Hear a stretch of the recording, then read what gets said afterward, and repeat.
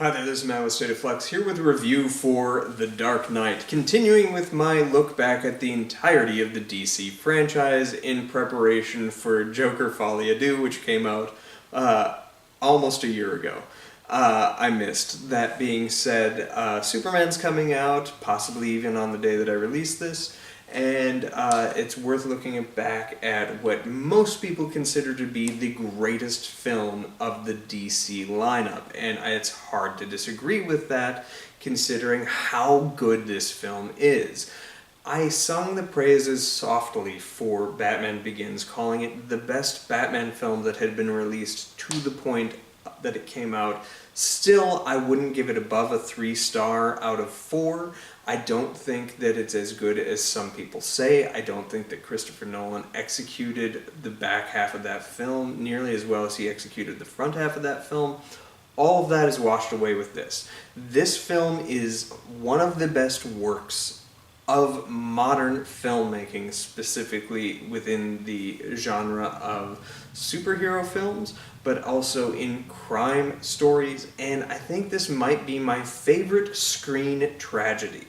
It is so incredibly well constructed in the story of Harvey Dent. You get to see this man built tall, then fall from grace, better than in anything I've seen since, like, Citizen Caine, right? Like, it sounds crazy how much I'm singing the praises of the writing of Harvey Dent, but I think it's true. This is so incredibly well written.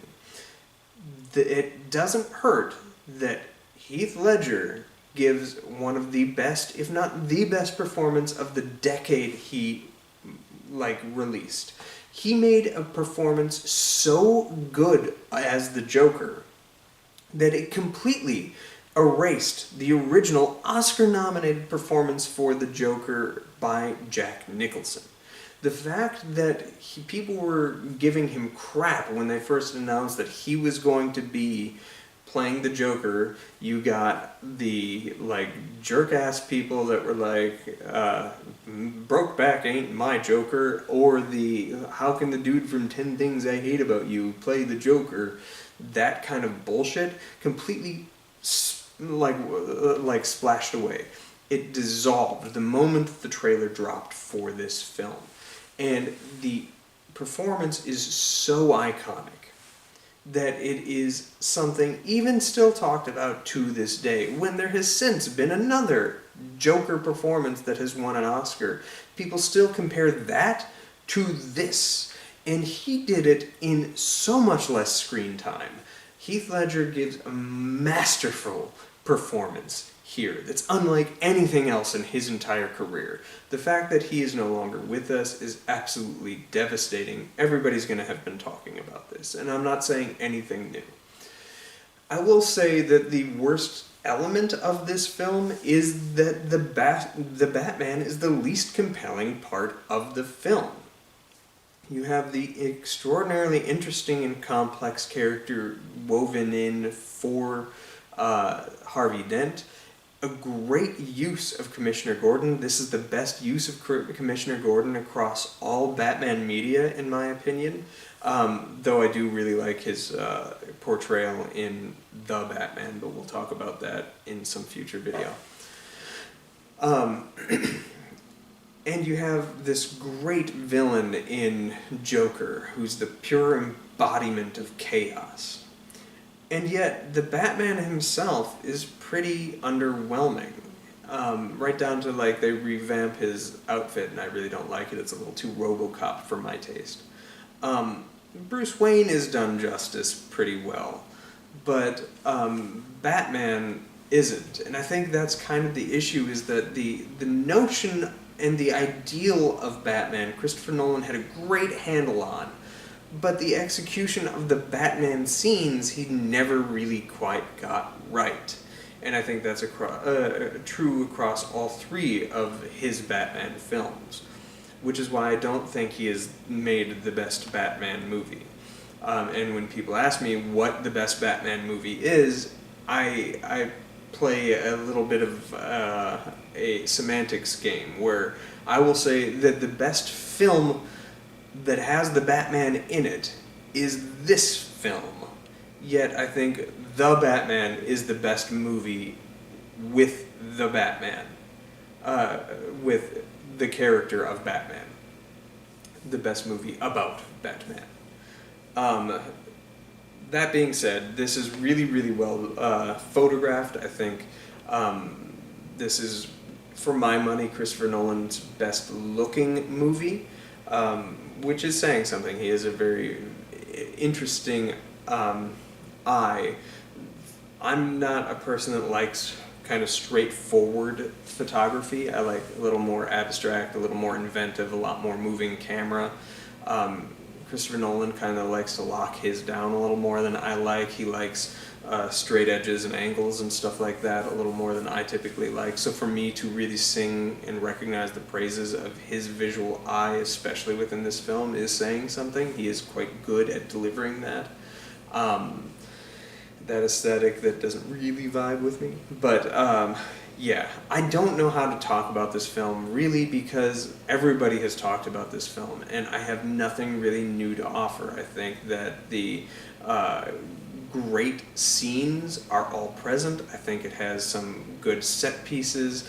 It has some weird bits where I'm like, I don't know why we needed to go to Hong Kong. I don't know why Batman and like saving Rachel from the first encounter with the Joker is the end of that scene when you're leaving Joker alone in a room with a bunch of people. Batman should get up, but they treat that moment of like like a little laughing romance, a romantic soft beat in between like tension.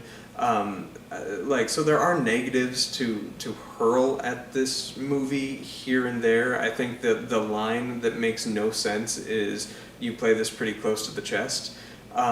Two different characters say that who never communicate, and it doesn't make sense. It's purely a line there for the audience, but that's okay, because this film is for the audience. It's the Steven Spielberg approach to filmmaking, where if they get you invested so much to recognize that you're watching a movie and you're watching a piece of great movie, you're willing to accept those reality-breaking beats.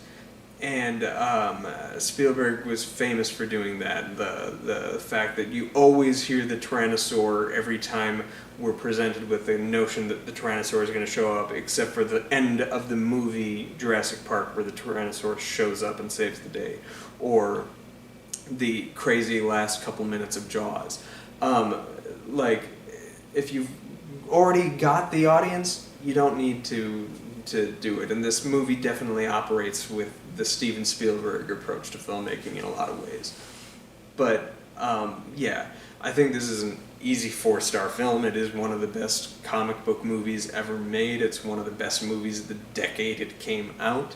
And the fact that The Dark Knight and Iron Man came out a few months away from each other, one that kind of launched and propelled an entire franchise into existence, and this, which kind of is the capstone, and kind of in a weird way, the end or the beginning of the downfall of the DC line of films, which had prior to always been kind of successful outside of Batman and Robin, and Catwoman, I guess. It's kind of fascinating that these two monoliths came out the same summer. Like, wow, that's crazy. This movie is great. I don't have much to offer outside of how perfect it is. Harvey Dent was always my favorite character in comic books in the DC lineup of things, and I think his execution here is just perfect. Aaron Eckhart never gets his praises sung as he should, and he gives one of the best performances of the year when this came out. The fact that he wasn't nominated, I feel like they didn't put anybody else's name into contention because they didn't want to take away from Heath Ledger's shot of winning that Oscar, and he wanted and he earned it. But I think had Heath Ledger not passed away, I think you would have seen Aaron Eckhart's name also, and Gary Oldman's for that matter, thrown in for contention for best performance of the year in either acting or supporting acting. And this is just a really, really well-written tragedy. From front to back, the whole setup of the coin, how you make your own luck until that gets flipped on its head, excuse the pun, and it becomes a dark and sinister note, and Harvey Dent's nickname becoming actualized in the second half of the film. The final scene, the fact that this doesn't end with a big bombastic scene. It ends with a conversation between Batman and the Joker, which leads to an incredibly tense mirror of the opening scene of the movie, where you have the three heroes, Harvey, Gordon, and Batman on the roof. Now you're on a different roof, and they are dark versions, pathetic versions of each other. Having been toppled from grace is so well written, well acted, earned.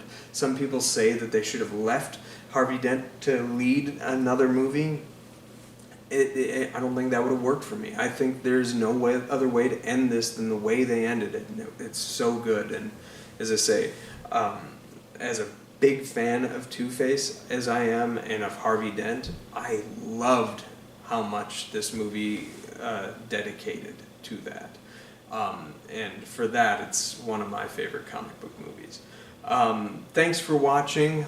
Let me know what you think of this film, and I'm sure my review for Superman is up by this point. Check out my thoughts on Superman. Thanks for watching. Like, subscribe, do all that good stuff. Peace.